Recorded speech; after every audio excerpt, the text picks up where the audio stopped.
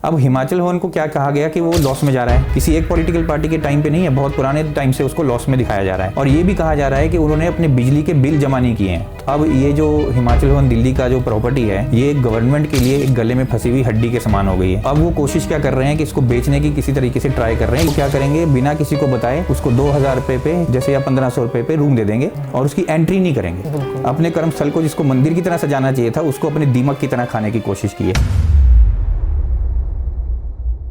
कोई भी जो नेता है, जब आप किसी पॉलिटिकल पार्टी का देख लीजिए, उसने हिमाचल प्रदेश में इस कर्ज को चुकाया नहीं है, सबने कर्ज उठाया है। आज कोई भी ऐसा नेता ये क्लेम नहीं कर सकता, मैं चैलेंज देता हूँ आपको इस बात का, कोई नेता हिमाचल में ये क्लेम नहीं कर सकता कि मैंने इतना जो है कर्ज हिमाचल प्रदेश का उतारा है अपने टाइम में। 500 करोड़ से 1000 करोड़ तक का खर्चा एक बड़ी पॉलिटिकल पार्टी का इलेक्शन के दौरान है। उस खर्चे का इस्तेमाल क्या है? अगर इंग्लैंड में ऐसा कोई व्यक्ति हो जिसने सड़क बनाई और वो सड़क टूट गई, तो उसका पूरा करियर खत्म हो जाएगा। वो दोबारा से कभी जिंदगी में सड़क नहीं बना पाएगा अपनी लाइफ में। सड़क तो छोड़ दीजिए, वो जेल से बाहर भी नहीं आ पाएगा कभी। जब तक आपका वो प्रशासन का डर नहीं होगा ना, तो कुछ भी नहीं होगा। यहाँ तो हाल ये है कि प्रशासन की खुद की मिली भगत होती है सब चीज़ों में। जैसे अपनी सैलरी से ये वैसे खुद तय करते हैं, आपको अगर पता है तो हो सकता है हमारी जनता को नहीं मालूम हो, लेकिन ये अपने सैलरीज को खुद ही तय करते हैं, क्योंकि खुद ही लॉ बनाना है इन्होंने। तो ये क्या करेंगे, सेशन के दौरान पे वो लॉ रखेंगे सदन पर कि हमने जो है TADA को 3% या 5% बढ़ाना है। तो उस समय पर देखना, ना विपक्ष बोलेगा ना पक्ष बोलेगा, सब चुप हो जाएंगे और एक ही स्वर में सारे बोलेंगे कि हाँ ठीक है, ये तो बहुत बढ़िया है। जनता की औकात एक नेता के सामने सिर्फ वोट की है, वोट से ज़्यादा औकात नहीं है।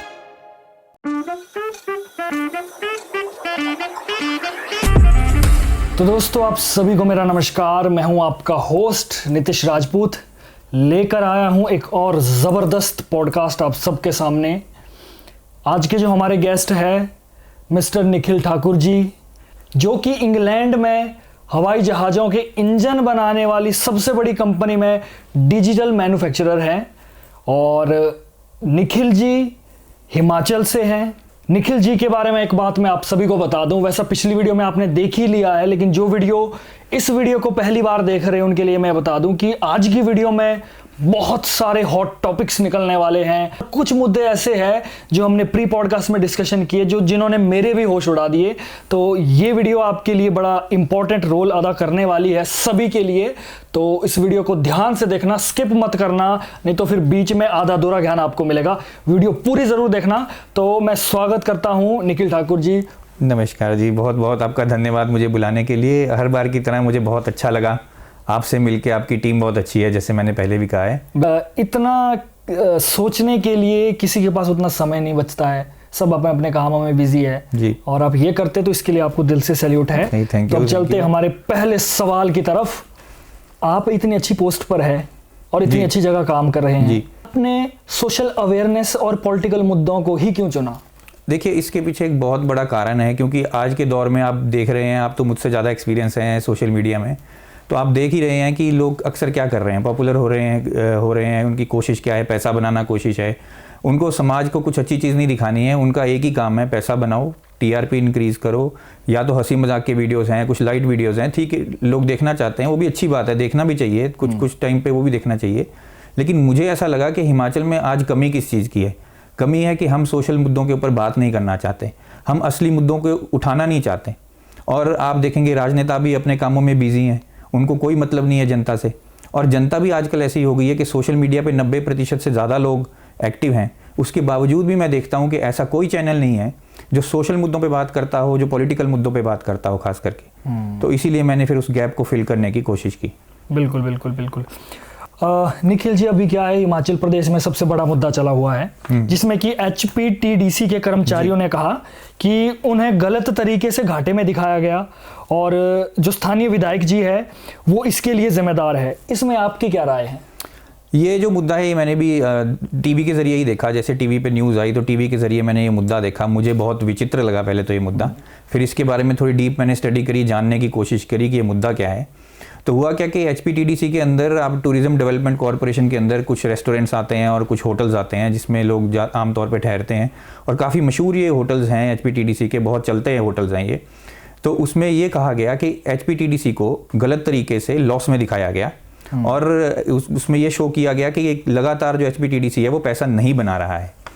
फिर किसी ने शायद कंप्लेंट कर दी हाई कोर्ट में या कुछ इस तरीके से हुआ, और हाई कोर्ट ने फिर उस पर यह आदेश दे दिया कि 9 ऐसी प्रॉपर्टीज़ जो HPTDC के अंडर आती हैं, इन 9 प्रॉपर्टीज़ को बंद कर दिया जाए।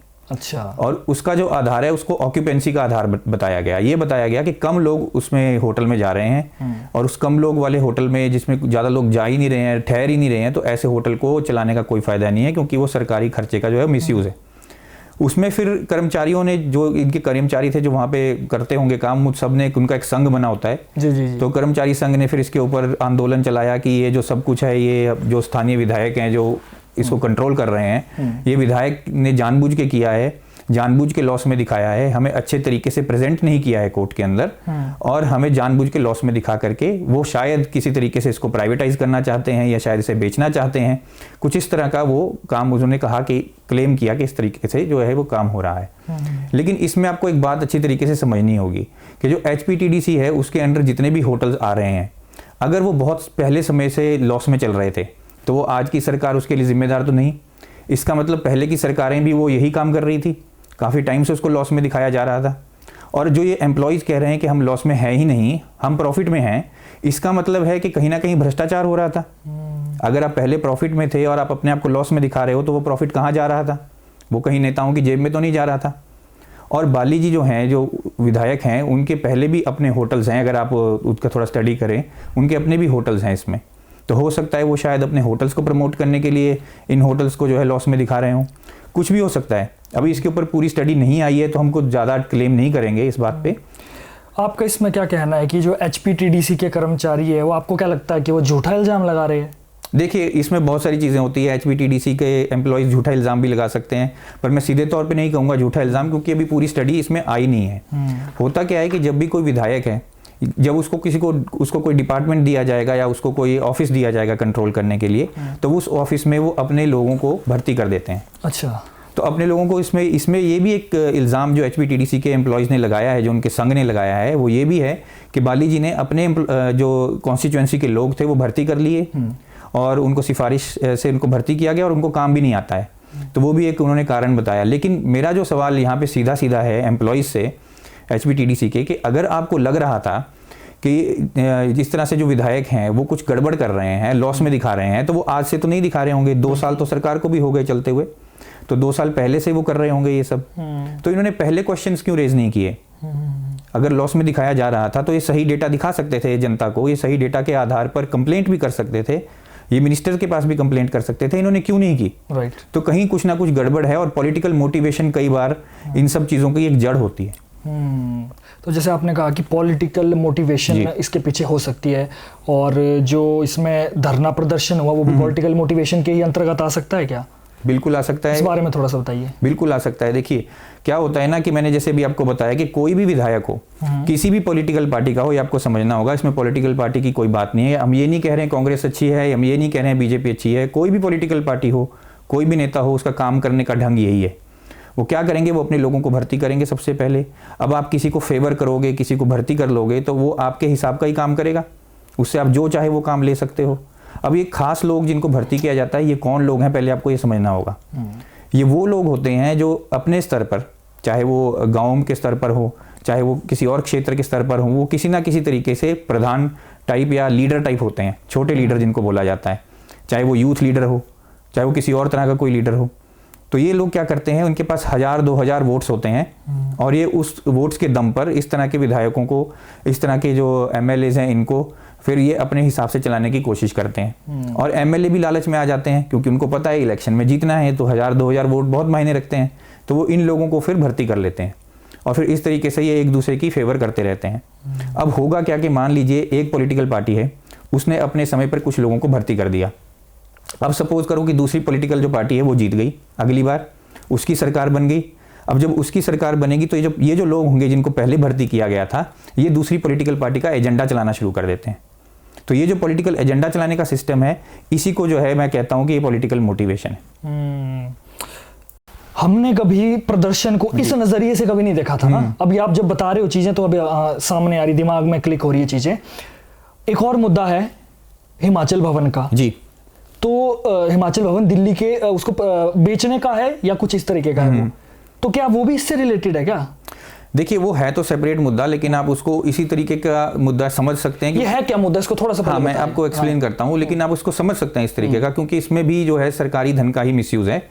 उसमें हुआ क्या है कि हिमाचल भवन जो दिल्ली का एक बहुत ही प्राइम प्रॉपर्टी है, बहुत प्राइम लोकेशन पे वो प्रॉपर्टी है हिमाचल भवन की, उस प्रॉपर्टी का इस्तेमाल जो लोग करते हैं अक्सर ठहरने के लिए करते हैं। हिमाचल के लोग हैं, खास करके हिमाचल के लोग। जी जी जी। और वो ठहरने के लिए इस्तेमाल क्यों किया जाता है कि जैसे मान लीजिए किसी को कोई ज़रूरत है दिल्ली में, उसको कोई काम है और उसके पास कोई जगह नहीं है, तो वो सेक्रेटेरिएट से जा करके ये परमिशन ले सकता है कि मुझे वहाँ ठहरने के लिए एक रूम दे दिया जाए।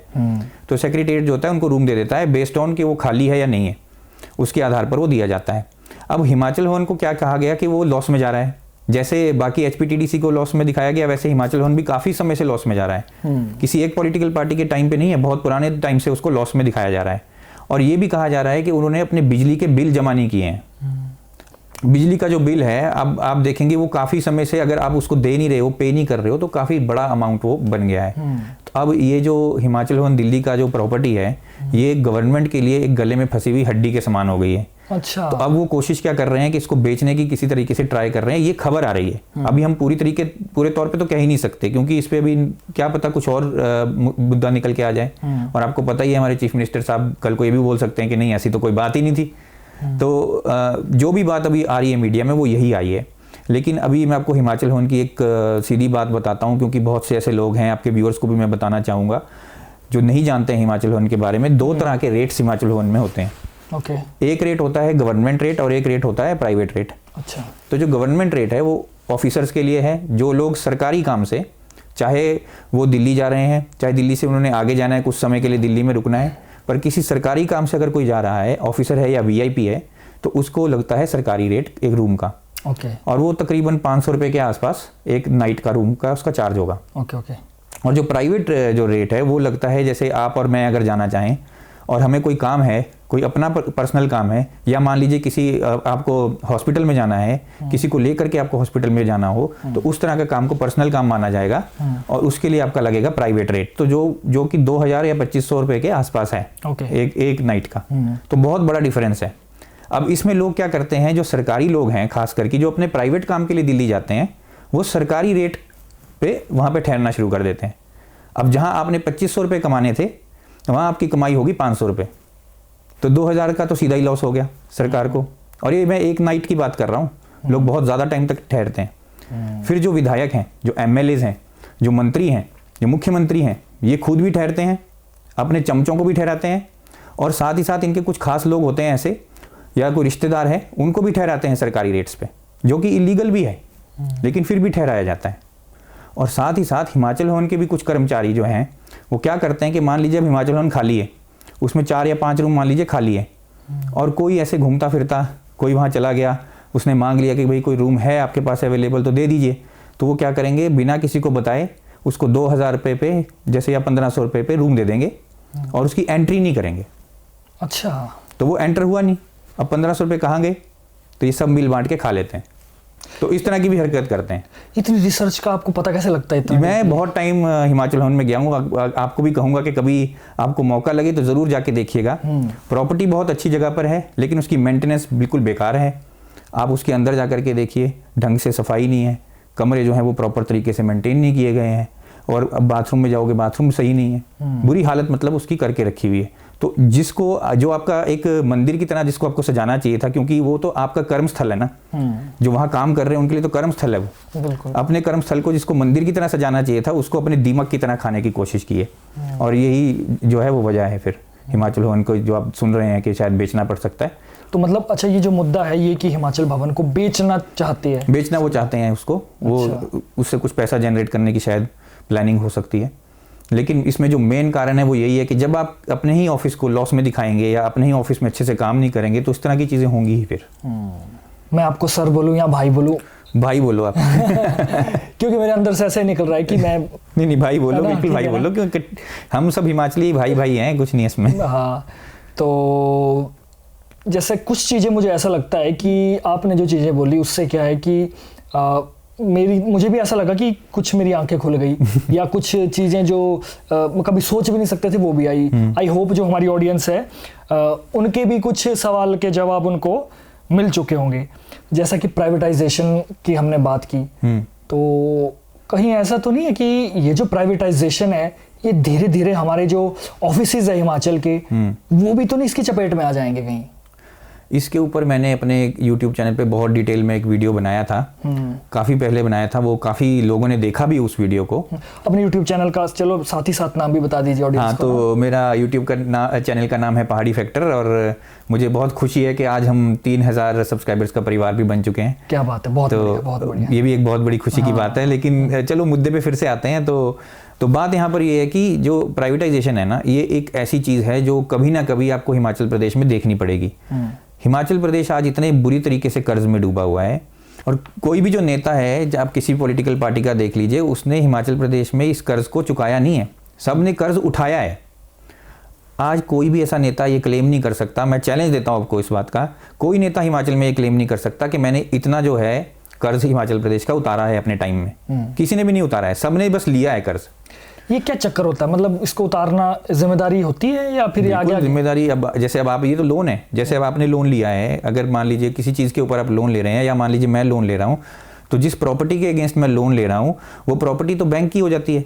जब तक बैंक उसके अगेंस्ट मुझे लोन देता रहेगा तब तक वो प्रॉपर्टी लीज पे चली जाएगी, वो बैंक के पास रहेगी, बैंक उसका ओनर बन जाएगा। अगर मैं उसको पैसे वापस नहीं करता हूँ तो बैंक उसको कब्जा कर सकता है। तो यही चीज़ हिमाचल प्रदेश के साथ हो सकती है, क्योंकि बहुत से ऐसे ऑफिसेज हैं हिमाचल प्रदेश के, वो सारे ऑफिसेज ये बोलते हैं कि हम लॉस में हैं। अब आप लगातार लॉस में जा रहे हो, कर्जा आपने चुकाया नहीं है, महंगाई आप देख ही रहे हो कहाँ पे जा रही है, हालत क्या हो रही है आज प्रदेश की। तो इस समय पर जो भी सरकार आएगी, चाहे अगली सरकार आए, किसी भी पार्टी की सरकार आ जाए, आपको मैं यकीन दिलाता हूँ प्राइवेटाइजेशन या आउटसोर्सिंग की तरफ इनको एक बार सोचना पड़ेगा। और आप सेंट्रल गवर्नमेंट को भी देखिए, तो सेंट्रल गवर्नमेंट में तो आज आपको पता है दूसरी पार्टी की सरकार चल रही है। हिमाचल में तो किसी और पार्टी की चल रही है, वहाँ किसी और पार्टी की चल रही है, लेकिन वहाँ पर भी आप देख लीजिए क्या काम हो रहा है, प्राइवेटाइजेशन ही हो रही है। रेलवे में देखें तो कितना प्राइवेटाइजेशन है, कितना आउटसोर्सिंग है। अब एयरपोर्ट में भी ये सब चीज़ें चल रही हैं, तो ये चीज़ हिमाचल में भी हो जाएगी, इसमें कोई दो राय नहीं है। तो ये सही है या गलत है हमारे लिए? ये गलत है हमारे लिए, बहुत ज़्यादा गलत है हमारे लिए, क्योंकि आउटसोर्सिंग या प्राइवेटाइजेशन से दो चीज़ें होंगी।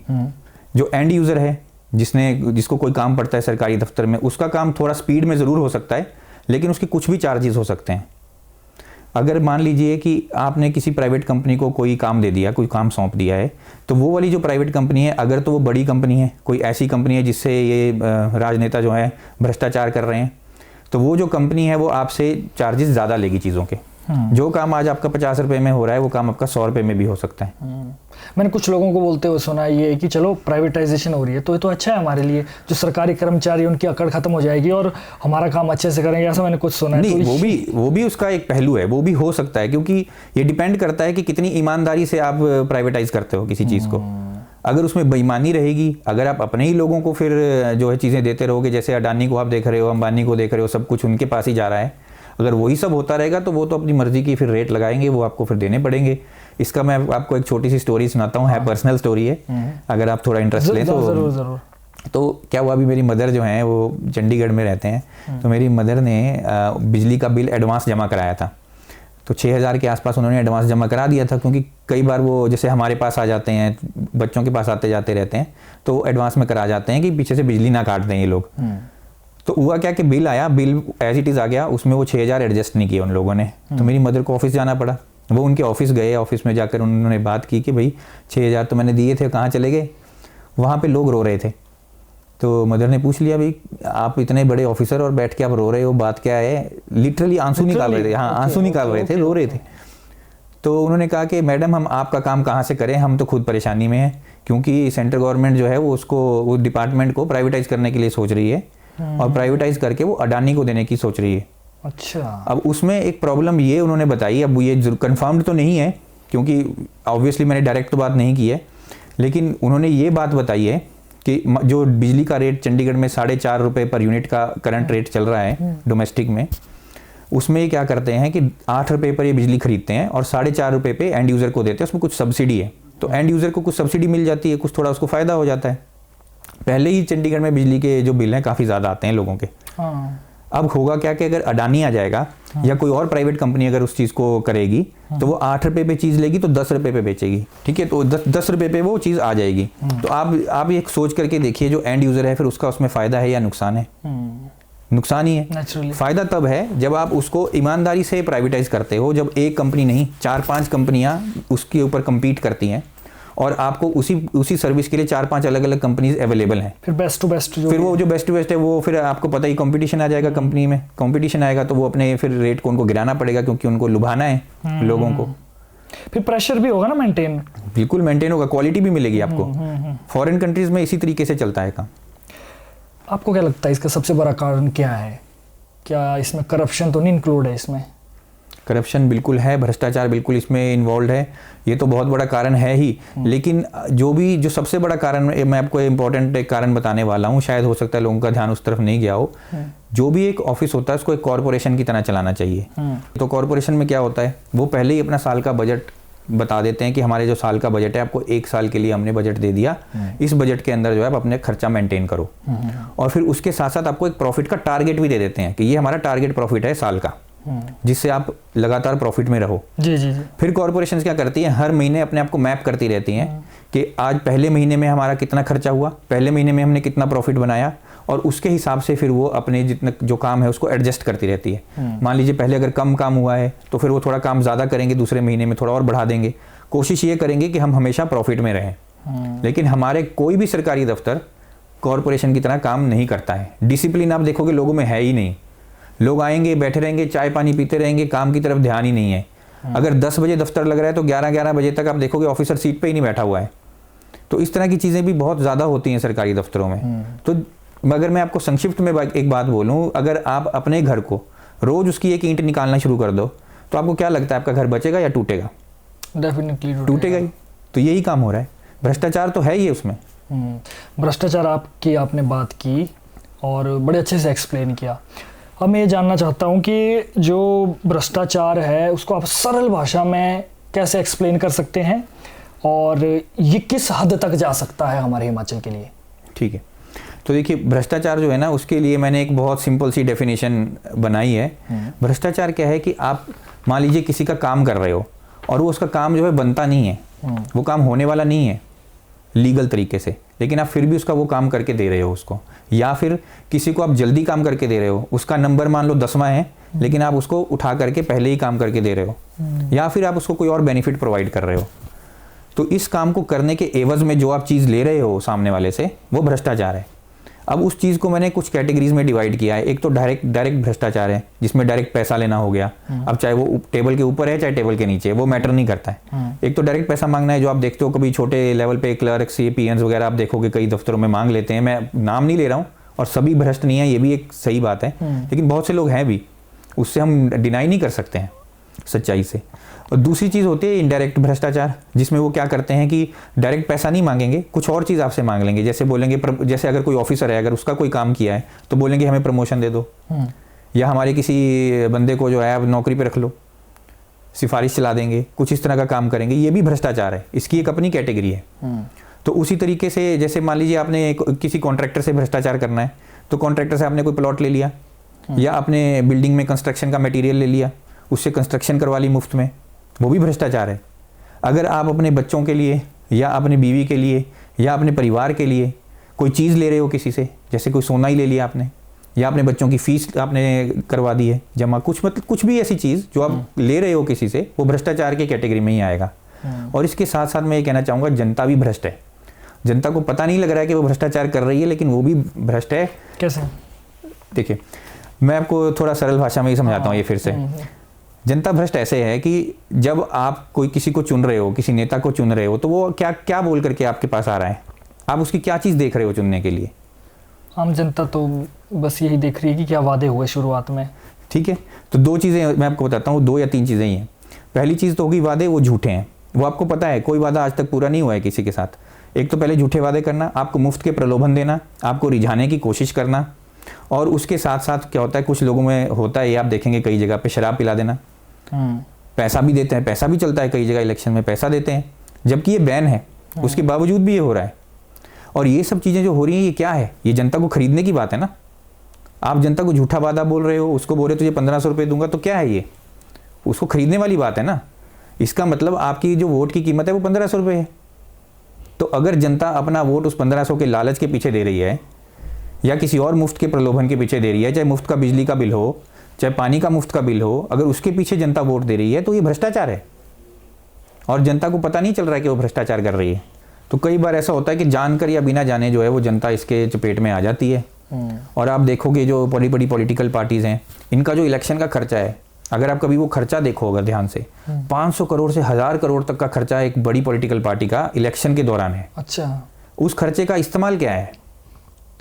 एडवर्टीजमेंट्स, बड़े बड़े बैनर्स, पोस्टर्स बनाना, बड़ी बड़ी होर्डिंग्स लगाना, सड़कें जाम करना, उसमें पूरी पूरी रैली चलाना, लोगों का पूरा हुजूम लेकर के जाना। फिर लोगों को जब रैलियों में बुलाया जाता है तो उस पर उनको कुछ खिलाना पिलाना भी पड़ेगा, चाहे स्नैक्स ही खिला रहे हो आप। तो वो सब क्या है? वो जनता को एक तरह से बुराई भी है ना, और एक तरह से भ्रष्टाचारी तो है, देने वाली बात ही तो है वो। और क्या है वो? पर इसमें मेरा एक ये सवाल है कि जैसे ये जो भी परंपराएं हैं वो चलती आ रही है, हाँ, है ना, तो कुछ पॉलिटिकल पार्टी वाले मजबूर भी होंगे, अगर वो ये सब ना करें तो वो तो पीछे छूट जाएंगे फिर। तो ये तो फिर जनता को सोचना पड़ेगा ना कि उनको क्या चाहिए, एंड रिजल्ट क्या चाहिए। अगर आप ये चाहते हैं कि आपका नेता जो है वो बहुत ईमानदार हो, बहुत अच्छे से आप काम चाहते हैं, आप चाहते हैं कि आपका जो देश है वो भी बाकी देशों की तरह, बाहर के देशों की तरह उन्नति करे, प्रगति करे, और आप चाहते हैं आपका हिमाचल प्रदेश भी प्रगति करे, तो आपको ईमानदारी लेकर के आनी पड़ेगी। अगर आप बीज भ्रष्ट बोओगे तो फिर आपको जो उसका रिजल्ट है वो भ्रष्ट ही मिलेगा। जनता को ये चीज़ समझनी पड़ेगी। और आप ये जो कह रहे हैं, मैं आपको ये साफ तौर पे कहना चाहता हूँ, इलेक्शंस में इतना ज़्यादा खर्चा करने की कोई ज़रूरत नहीं होती।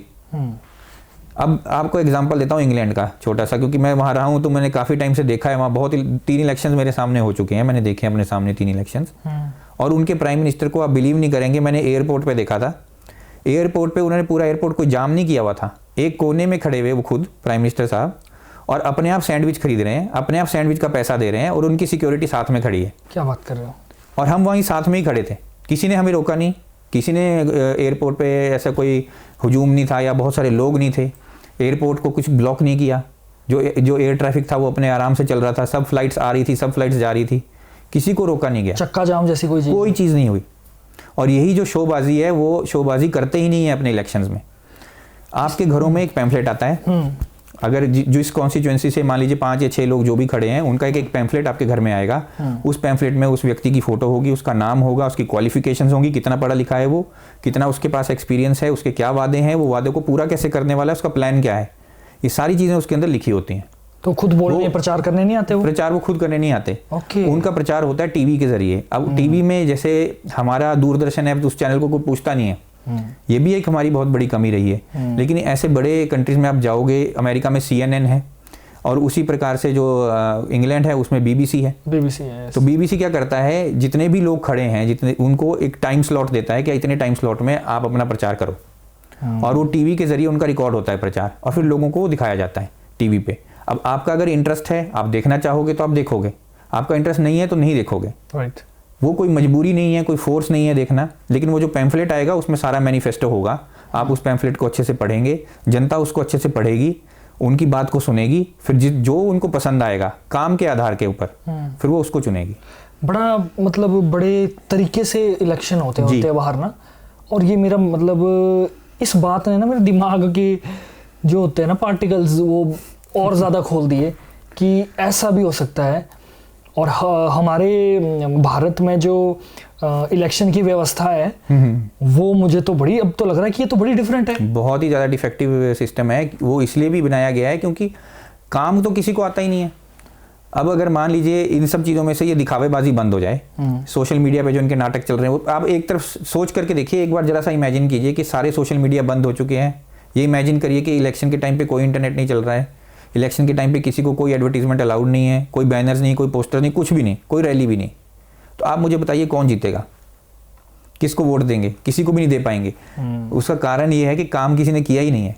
फिर बात काम की होनी शुरू हो जाएगी ना, आप जनता भी पूछने लग जाएगी कि यार अब काम ही पूछेंगे, इससे और क्या पूछेंगे, और क्या पूछ सकते हैं आप? अभी तो एक दूसरे को गाली देना, एक दूसरे को नीचा दिखाना और एक दूसरे के मजाक बनाना, यही काम रह गए।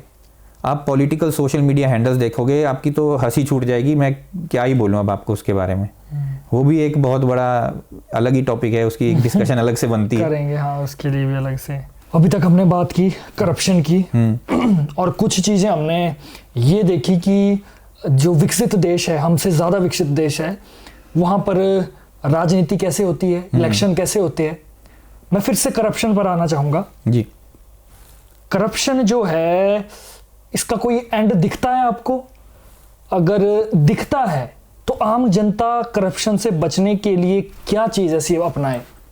देखिए, जनता के लेवल पे 3 चीज़ें मैं बोलना चाहूँगा जो जनता को करनी चाहिए। सबसे पहले तो खुद एक तो ईमानदार बने और ईमानदारी को प्रमोट भी करे, ईमानदारी की इज्जत भी करे।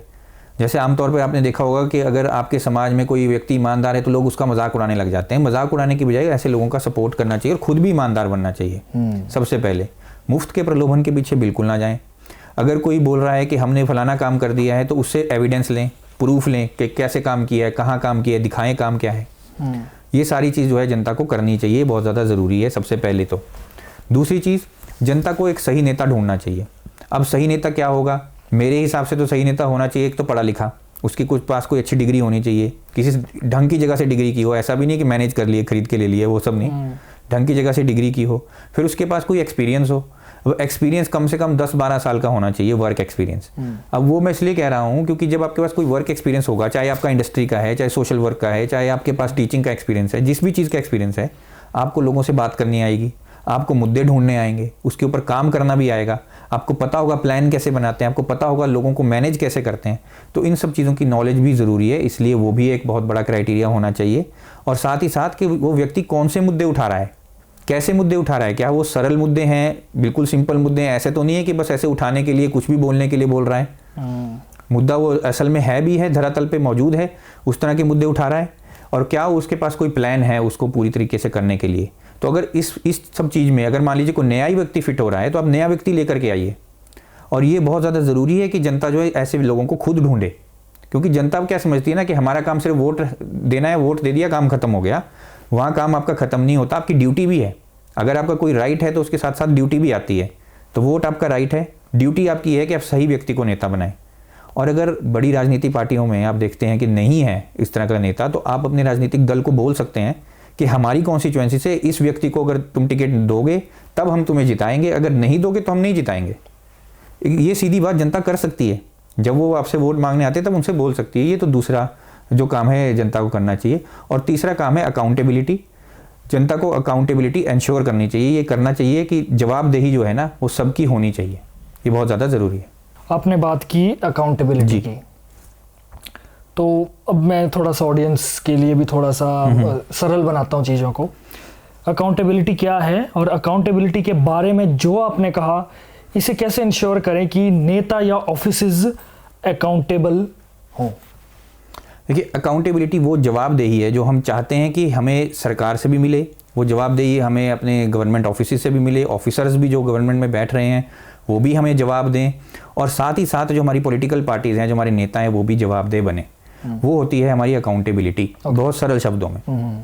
अब अकाउंटेबिलिटी को इंश्योर कैसे करना है, उससे पहले मैं आपको एक बात बोलना चाहता हूँ जो मैंने देखा है अपने पूरे करियर में आज तक। मैंने अभी अगर पॉलिटिकल करियर की बात करें तो उतना मेरा कोई बड़ा पॉलिटिकल करियर तो है भी नहीं है, मैं अभी कोई धरातल पे कुछ ऐसा कर भी नहीं रहा हूँ। जो है सोशल वर्क है वो थोड़ा बहुत मैं करता रहता हूँ, लेकिन पढ़ने का है शौक, तो उससे पढ़ता हूँ कि क्या चल रहा है। तो वहाँ से मैंने जो चीज़ देखी है, जो समझी है, वो मैं आपको बताना चाहता हूँ कि जो जनता है ना वो अपने आप को इन लोगों का गुलाम समझने लग गई है। हमारी जो मेंटेलिटी है, जो हमारी साइकोलॉजी है, वो इतनी बुरी तरीके से इन्होंने हिला दी है कि हमको ये लगता है कि ये जो सामने नेता आ रहा है ये तो राजा है और हम उसकी प्रजा हैं।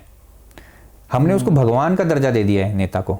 अब तो बड़ी बड़ी चीज़ें चलने लगी हैं, हम नेता खुद को ही भगवान बोलने लगे हैं। मैं नाम नहीं ले रहा हूँ, आपने देखा होगा इंटरव्यू, तो ऐसे ऐसे नेता भी अब हमको मिलने लगे हैं जो बड़े आप समझ लीजिए किस तरह के होंगे, जो खुद को ही भगवान समझ रहे हैं।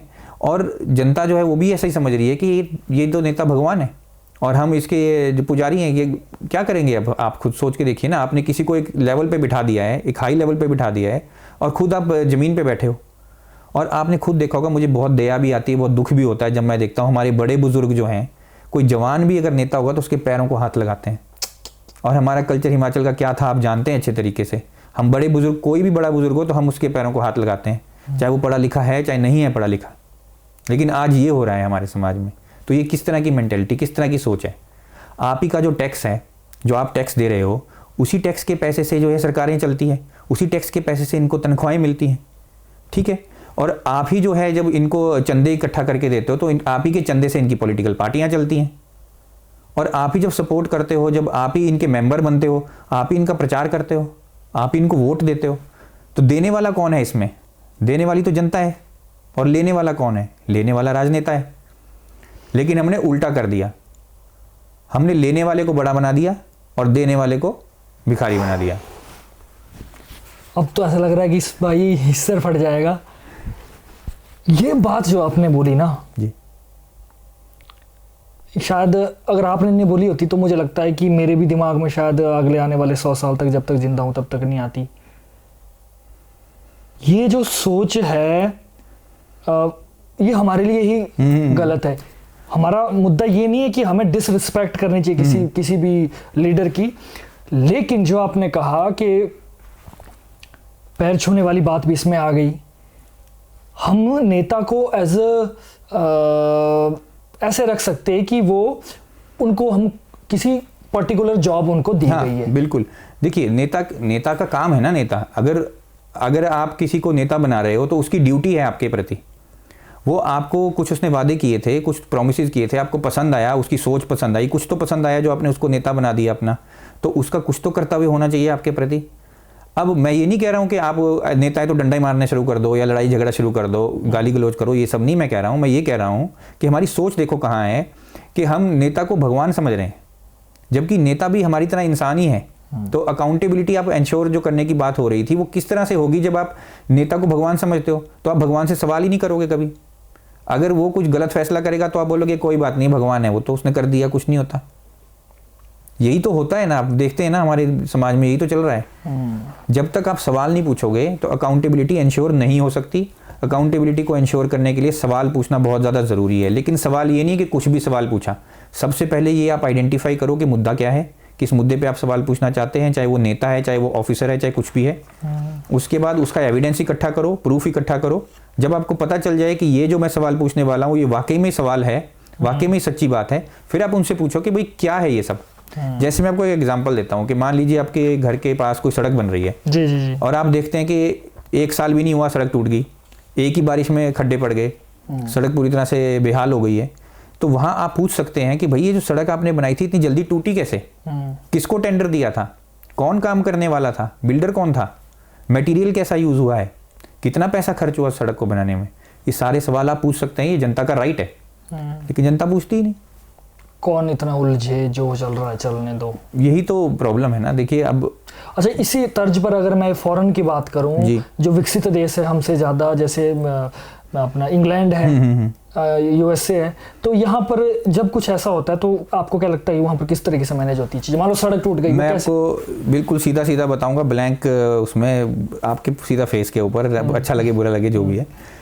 अगर इंग्लैंड में ऐसा कोई व्यक्ति हो जिसने सड़क बनाई और वो सड़क टूट गई तो उसका पूरा करियर ख़त्म हो जाएगा।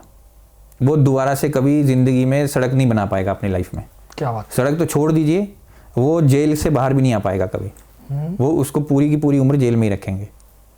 और अगर कोई ऐसी कंपनी होगी जिसको कोई काम दिया गया होगा और उस कंपनी ने पूरा नहीं किया गया होगा तो उसके ऊपर इतना ज़्यादा फाइन लगा दिया जाएगा कि कंपनी की हालत ख़राब हो जाएगी। तो लोग इतना ज़्यादा डरते हैं, और वो जो डर है वो बहुत ज़्यादा ज़रूरी है। जब तक आपका वो प्रशासन का डर नहीं होगा ना तो कुछ भी नहीं होगा। यहाँ तो हाल ये है कि प्रशासन की खुद की मिलीभगत होती है सब चीज़ों में। भ्रष्टाचार तो अब इतना ज़्यादा बढ़ चुका है कि क्या ही बोलूँ मैं आपको। जहाँ मौका मिले वहीं खाना शुरू। जब हम थोड़ा रिसर्च कर रहे थे अपनी इस पॉडकास्ट से पहले, तो हमें एक और मुद्दा सामने आया, वो है इल्लीगल माइनिंग का। जी, है ना? तो आपको क्या लगता है कि ये जो मतलब जैसे रेत, खनिज पदार्थ, पत्थर वगैरह, तो ये मुद्दा क्या है और हिमाचल में क्यों बढ़ रहा है? ये इलीगल माइनिंग का जो मुद्दा है ना, आपने बड़ा अच्छा सवाल पूछा नीतीश जी, और बड़ा मुझे अच्छा लगा कि आपने वो डीप स्टडी की इसके बारे में। क्योंकि ये जो मुद्दा है बहुत टाइम से हमारे प्रदेश के अंदर चल रहा है और किसी का ध्यान इसके ऊपर जा नहीं रहा है। लोग बोलते हैं इसके बारे में, ऐसा नहीं है कि लोग नहीं बोलते, जनता भी आवाज़ उठाने की कोशिश करती है, लेकिन उसको जिस लेवल तक जाना चाहिए वो उस लेवल तक नहीं जाता है। इसमें होता क्या है कि बहुत सारे गैंग्स काम करते हैं, तो वो जैसे रेत हो गया, बजरी हो गई, पत्थर हो गए, और आपके खनिज पदार्थ हो गए, और यहाँ तक की जो लकड़ी है उसकी तस्करी करने में का काम ये लोग करते हैं। अब ये इलीगल काम, इलीगल तस्करी यहाँ करते हैं। तो एक ग्रुप बना देंगे, वो ग्रुप जाएगा रात के टाइम पे या किसी ऐसे समय पर जब ज़्यादा लोग वहाँ मौजूद नहीं है, उस समय पर ये सब काम को अंजाम देते हैं वो लोग, और यहाँ से ले जा करके फिर अलग अलग प्रदेशों में इसको बेच देते हैं। वो हिमाचल से बाहर ले जाएंगे और फिर बेच देंगे, तो उसका कोई ट्रैक भी नहीं रहेगा। अब इसमें एक चीज़ समझने वाली है जो मैं हर बार कहता हूँ, और वो ये है कि बिना प्रशासन की नॉलेज के किसी बड़े लेवल पे किसी चीज़ को करना बहुत मुश्किल है। मैं ये नहीं कह रहा हूँ कि छोटे लेवल पे चीज़ नहीं हो सकती। अब अगर हम यहाँ बैठे हैं तो किसी की जगह किसी बिल्डिंग में कोई चोरी हो सकती है, और पुलिस कोई भगवान नहीं है कि उसको पता चल जाएगा कि चोरी हो रही है, ये हमें समझना होगा। लेकिन प्रॉब्लम यहाँ पर ये आती है कि बिना प्रशासन की इन्वॉल्वमेंट के अगर बहुत बड़ा कोई स्कैम चल रहा है और कई सालों से चल रहा हो, तो बिना इन्वॉल्वमेंट के वो पॉसिबल नहीं है। और इसमें भ्रष्टाचार एक बहुत बड़ा मुझे लगता है कारण हो सकता है। और हमारे बड़े बड़े जो लोग हैं, जो मंत्री तक होंगे, मुझे लगता है वो भी इसमें इन्वॉल्व हैं, क्योंकि कई बार जब छापे पड़ते हैं, जब हमारी पुलिस जाती है, छापा मारती है, इन लोगों को पकड़ती है, तो बड़े बड़े लोगों के साथ इनकी फिर इन्वॉल्वमेंट पाई जाती है, और फिर पुलिस को जो है दबाव डाला जाता है कि केस को रफा दफा कर दिया जाए। अगर वो कोर्ट में जाएंगे तो कुछ छोटा मोटा उनके ऊपर फाइन लगा करके उनको जाने दिया जाता है। और इसके साथ साथ एक बहुत ज़्यादा ज़रूरी चीज़ है जो मैं आपको बोलना चाहूँगा, कि जो हमारे नौजवान हैं, जो बेचारे बेरोजगार घूम रहे हैं, वो लोग भी इसकी चपेट में आ जाते हैं, और जो कोई अनपढ़ हो वो भी इसकी चपेट में इजीली आ सकता है। तो जैसा आपने बताया कि ये इलीगल माइनिंग या और भी ऐसे सारे मुद्दे, ठीक है, जो कि एक आम बंदा अगर सही से ठंडे दिमाग से रिसर्च करे तो उसको सारी चीज़ें क्लियर हो सकती है। हाँ। अगर आम बंदे को ये समझ आ सकती है तो पॉलिटिकल पार्टी इन मुद्दों को क्यों नहीं उठाती है, इन पर क्यों काम नहीं करती है? यही तो सबसे बड़ा सवाल है जो हमें सोचना चाहिए, क्योंकि भ्रष्टाचार उसमें इन्वॉल्व है। इसका मतलब जब तक आपका कोई किसी चीज़ के साथ कनेक्शन नहीं होगा, तब तक आप क्यों चुप बैठेंगे किसी चीज़ को लेकर के। आज अगर आपके घर में अगर बिजली का कनेक्शन आपने लिया है और उसमें आपको बिजली नहीं प्रोवाइड की जा रही है, तो आप आवाज़ उठाने की कोशिश करेंगे ही। अगर आपने किसी को 50 रुपये दिए और आपको उससे कोई सर्विस लेनी थी और वो सर्विस आपको नहीं मिलती है, तो आप उसके खिलाफ आवाज़ उठाएंगे ही। आप सिर्फ उस केस में आवाज़ नहीं उठाएंगे जब आपका खुद का इन्वॉल्वमेंट हो। और मुझे ऐसा लगता है कि पॉलिटिकल पार्टीज, क्योंकि इनके मैंने बताया आपको खर्चे बहुत बड़े हैं, 500 हज़ार करोड़ रुपए के खर्चे हैं, तो ये खर्चे पूरे कहाँ से होते हैं? आप खुद सोच के देखिए, 1000 करोड़ रुपए को पैदा तो नहीं किया जा सकता, पेड़ों पे तो नहीं उगाया जा सकता, तो कहीं ना कहीं से तो आ रहा होगा ना। फिर जब आप इनसे बात करोगे, जब आप इनसे पूछोगे कि ये पैसा कहाँ से आ रहा है, तो ये लोग बोलेंगे कि आप लोगों से ही तो हमने इकट्ठा किया है, आप लोगों ने तो हमें जो है दान में दिए थे पैसे हमारी पॉलिटिकल पार्टी को चलाने के लिए। लेकिन इसमें 3-4 चीज़ों से ही ये पैसा इकट्ठा होता है। एक तो दान के रूप में हो गया, फिर इसमें एक कॉर्पोरेट फंडिंग भी आ गई, जो हमने एक बार पहले भी इसके ऊपर डिस्कशन की है, बहुत लंबी चौड़ी। वो कॉर्पोरेट फंडिंग जो है बड़ी बड़ी कंपनी से ली जाती हैं, फिर उनको टेंडर्स दिए जाते हैं, उनको फ़ायदे पहुँचाए जाते हैं, वो भी एक तरह का भ्रष्टाचार है। और फिर जो तीसरा जो है वो तो डायरेक्ट भ्रष्टाचार है, उसके अलावा ये पैसा आ ही नहीं सकता। और एक और बात मैं आपको बोलना चाहूँगा, आप अपने लेवल पे देखिएगा, जो हमारे प्रदेश में एमएलए का इलेक्शन होता है, सबको ये पता है कि 20 से 30 करोड़ रुपए का खर्चा जो है एमएलए के इलेक्शन में आ जाता है। अच्छा। तो अब जो कोई व्यक्ति 20 या 30 करोड़ रुपए खर्च करेगा, वो अगर मान लीजिए जीत गया, आपने जिता दिया उसको, तो उसका सबसे पहला काम क्या होगा? उसका सबसे पहला काम होगा 20-30 करोड़ को रिकवर करना, क्योंकि उसने खर्चा किया है। अब खर्चे को रिकवर तो करेगा वो। तो इतने में तो तब तो पूरा टाइम निकल जाएगा। उसकी सैलरी इतनी है ही नहीं। भ्रष्टाचारी कितनी मैक्सिमम? भ्रष्टाचारी करेगा मैक्सिमम कितनी होगी? 1.5 लाख या 2 लाख महीना होगी, इससे ज़्यादा नहीं होगी। तो वो क्या करेगा? भ्रष्टाचारी करेगा वो। और वो भ्रष्टाचार भी थोड़ा नहीं करेगा, 20-30 करोड़ तक नहीं रुकेगा वो करेगा उसका डबल कम से कम, क्योंकि अगले इलेक्शन भी तो लड़ने हैं। ये तो कैसा लूप होल है, बहुत बड़ा लूप होल है ये, और इसी का फिर फ़ायदा उठाया जाता है। इसी वजह से आप ये देखते हो कि इस तरह की चीज़ें होती रहती हैं। कभी कोई इलीगल माइनिंग होएगी, कुछ और इलीगल आपको मिल जाएगा। कभी ड्रग्स आप देख रहे हो हिमाचल में फैल रहा है, ड्रग्स भी बिना इन्वॉल्वमेंट के नहीं फैल सकता, क्योंकि ड्रग्स का इतना खुले तौर पर इस्तेमाल हो रहा है और लोगों को, कई जगहों को पता भी है कि वहाँ पे इस्तेमाल हो रहा है, तो फिर भी बैन नहीं हो रहा। इस बारे में हमने पिछले वीडियो में भी अच्छे से हमने बात की थी। कोई देखना चाहता अगर इसके बारे में, इस बारे में पूरा टॉपिक हमने पिछली वीडियो में रखा है, तो यहाँ कहीं वो लिंक आ रहा होगा पिछली वीडियो का, तो उसमें जाकर आप पूरी वीडियो देख सकते हैं। अब मेरा एक सवाल है आपसे ये जी, कि ऐसा तो हमें दिखता है कि number 1 party XYZ, number 2 party ABC। हाँ, ABC पार्टी XYZ के बिल्कुल एंटी है। हाँ, और XYZ ABC पार्टी के बिल्कुल एंटी है। ठीक है, आपस में इनका मतलब कांटे की टक्कर है। ठीक है, लेकिन क्या ग्राउंड लेवल में जो पार्टियां एक दूसरे के खिलाफ खड़ी होती है, असलियत में क्या वो उनकी आपस में मिली भगत होती है कि जो हमें दिख रहा है वही सत्य है? नहीं, उनकी मिली भगत है। आपने बिल्कुल सही पकड़ा है, क्योंकि ये जो XYZ और ABC जो आपने पार्टी बताई है ना, आपने खुद भी नोट किया होगा और बहुत जनता ने भी नोट किया होगा, पर वही है कि हम देख के अनदेखा कर देंगे। होगा क्या कि आज मान लीजिए कोई एक मुद्दा है, सपोज करिए कि कोई भी मुद्दा है, पानी का ही मुद्दा ले लेते हैं कि पीने का पानी नहीं मिल रहा है, आज हम सपोज कर रहे हैं, तो XYZ क्या करेगी, वो बोलेगी कि ये सरकार गलत है, ABC की सरकार बनी हुई है, ये सरकार गलत है, इसकी वजह से पानी नहीं आ रहा है। वो ABC बोलेगी कि हम पानी नहीं दे सकते क्योंकि बारिश नहीं हुई है, ये एज्यूम कर रहे हैं अभी हम। अब क्या हुआ, अगली बार हमने क्या किया, XYZ को जिता दिया क्योंकि ये बहुत ज़्यादा धरने प्रदर्शन कर रहे थे, बहुत दिखावा कर रहे थे, बहुत शोर मचा रहे थे, सोशल मीडिया पे भी इन्होंने बहुत ऐड चलाई थी, तो हमें लगा कि शायद ये अच्छी पार्टी है, इसको जिता देते हैं अगली बार। अब XYZ आ गई अगली बार, पानी का मुद्दा ऐसा है एज इट इज़ है। अब वो जब आएगी तो वो भी यही बोलना शुरू हो जाएगी कि बारिश नहीं हुई इसलिए हम पानी नहीं दे पा रहे। अभी पहले तो वो यही बोल रहे थे कि ये चीज़ गलत है, अब अपनी जब बात आई तो अपनी बात भी वही बोलना शुरू हो गए। और एक और मैं आपको बात बताता हूँ, क्योंकि मैंने विधानसभा में भी बहुत बार मेरा आना जाना रहा है हिमाचल प्रदेश में, तो मैंने देखा है अंदर से भी कि किस तरीके से काम चलता है। ये जब सेशन चलता है तो एक दूसरे को बहुत गालियाँ देंगे, यहाँ तक कि पर्सनल अटैक भी करते हैं MLAs, एक दूसरे की पर्सनल लाइफ पे भी बोल देते हैं। अगर किसी का मान लीजिए तलाक हुआ है तो उसको उसके लिए भी बोलना शुरू कर देते हैं हाउस के अंदर, सेशन के दौरान, ऑन कैमरा सेशन के दौरान। और वहाँ तो एक दूसरे को गाली दी, एक सामने वाले को भी गुस्सा आएगा कि गाली दी। जैसे ही सेशन खत्म होगा, बाहर बैठेंगे, एक दूसरे के साथ चाय पी रहे होंगे, वहीं एक दूसरे के साथ जफियाँ पा रहे होंगे, एक दूसरे के दोस्त बने होंगे। क्या बात कर रहे हो? सही बात कर रहा हूँ आपसे। और इसमें जो हम सॉरी टू इंटरप्ट, है ना, इसमें हम लोग क्या है, जैसे XYZ पार्टी, ABC पार्टी, आप XYZ की, कोई XYZ का हो गया, मैं ABC का हो गया, तो जो उसने बोला मैं उसके साथ खड़ूंगा कि यार मैं अलग से लड़ रहा हूँ बाहर दुनिया में। सही बोल रहे हो आप, है ना। तो प्लीज कंटिन्यू। ये जनता ही बेवकूफ़ बनती है इसमें, क्योंकि उनका कोई काम, उनका सीधा सा काम है, उनको पता है कि जनता को हमने उल्लू बनाना है, और ये सब मिली भगत है इनकी, ये पूरा झोल एक ही है। ये आप समझ लीजिए, ये सारे पॉलिटिकल पार्टीज का, सारे नेताओं का झोल एक ही है। जब इनके फायदे की बात होगी, मैं आपको एक और एग्जांपल देता हूँ। जैसे अपनी सैलरी से ये वैसे खुद तय करते हैं, आपको अगर पता है तो हो सकता है हमारी जनता को नहीं मालूम हो, लेकिन ये अपने सैलरीज को खुद ही तय करते हैं, क्योंकि खुद ही लॉ बनाना है इन्होंने। नहीं, ये मुझे नहीं पता था। हाँ, ये खुद कानून बनाते हैं। तो जैसे मान लीजिए TADA जो है उसको बढ़ाना है, अगर उसको थोड़ा ज़्यादा इंक्रीज़ करना है MLAs का, तो ये क्या करेंगे, सेशन के दौरान पे वो लॉ रखेंगे सदन पर कि हमने जो है TADA को 3% या 5% बढ़ाना है। तो उस समय पर देखना, ना विपक्ष बोलेगा ना पक्ष बोलेगा, सब चुप हो जाएंगे और एक ही स्वर में सारे बोलेंगे कि हाँ ठीक है, ये तो बहुत बढ़िया है, क्योंकि अपना बेनिफिट है। तो अपना जब बेनिफिट आता है तब ये कुछ भी नहीं देखते, जनता का कोई मतलब नहीं है इनको।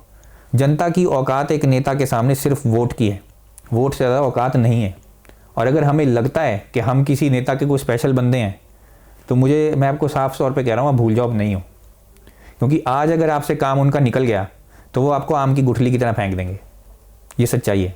ये वीडियो मुझे लगता है अभी तक के इतिहास की सबसे भयंकर वीडियो होने वाली है। अब मैं थोड़ा सा फुल स्टॉप देना चाहूँगा आपको, क्योंकि मुद्दे बहुत सारे हैं। अगर हम कंटिन्यू बैठ गए तो मुझे लगता है 1 दिन 2 दिन 3 दिन कई दिन निकल जाएंगे।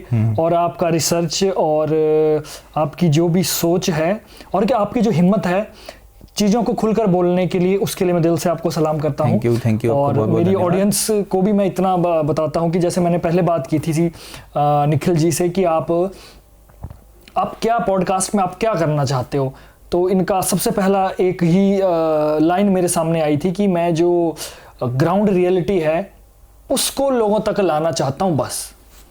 और बहुत डार्क रियलिटी भी है इसमें, कड़वी बातें भी हमने की, तो एक अवेयरनेस के पर्पस से कि देखो हर जगह अवेयरनेस चला है और भी बहुत सारी चीज़ों में अवेयरनेस चला है, लेकिन ये जो अवेयरनेस है ये मुझे लगता है कि सभी हिमाचलियों का फ़र्ज़ है इसे समझना।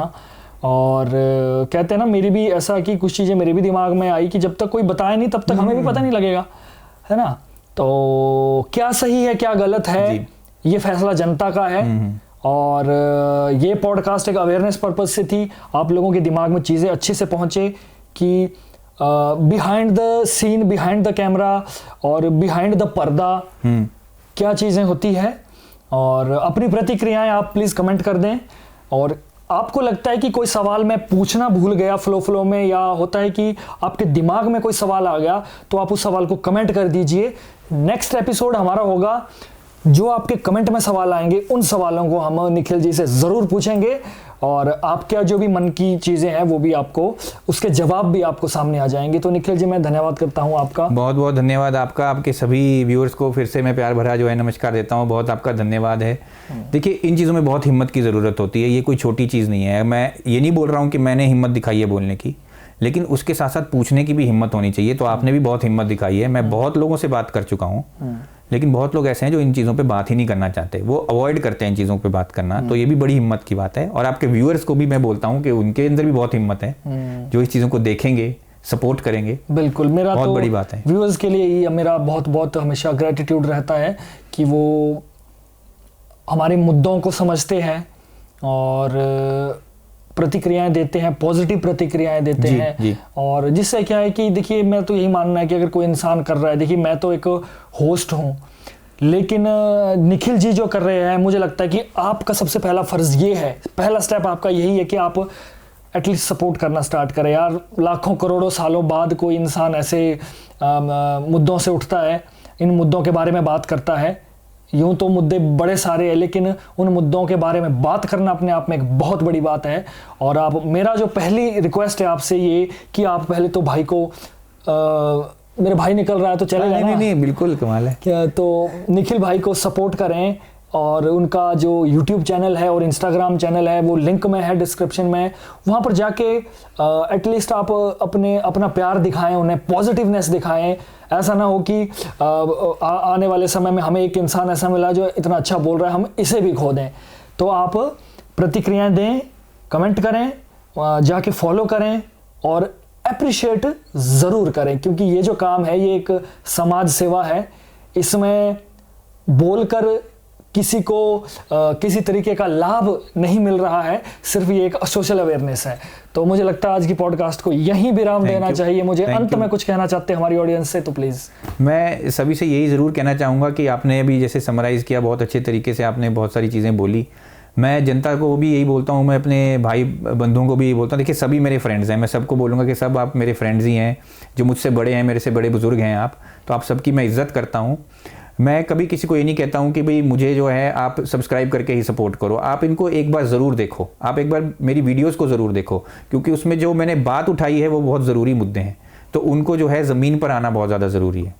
तो बस यही मैं बोलना चाहता हूँ। आपका बहुत बहुत धन्यवाद, आपने बुलाया, मुझे बहुत अच्छा लगा आपसे मिलकर। बिल्कुल, तो चलिए आज की पॉडकास्ट को समाप्त करते हैं। इस वीडियो को लाइक, शेयर और हमारे चैनल को सब्सक्राइब ज़रूर करें और अपने दोस्तों में शेयर करें, बुज़ुर्गों में शेयर करें, किसी को भी शेयर करें और अपने जो थॉट्स है हमारे इस पॉडकास्ट में बने हुए वो लोगों तक ऐसे ऐसे करके पहुंचा दें। ठीक है, तो चलिए दोस्तों, तब तक के लिए देखते रहे द लिमिटलेस टॉक। मिलते हैं नेक्स्ट वीडियो में एक धमाकेदार एपिसोड के साथ, एक बड़ी अवेयरनेस के साथ और एक नए थॉट के साथ मिलते हैं। तब तक के लिए देखते रहे द लिमिटलेस टॉक। जय भोलेनाथ, जय भोलेनाथ, जय माता दी, जय बिजली महादेव, जय हिंद, जय भारत, जय हिमाचल, जय हिमाचल, जय भारत।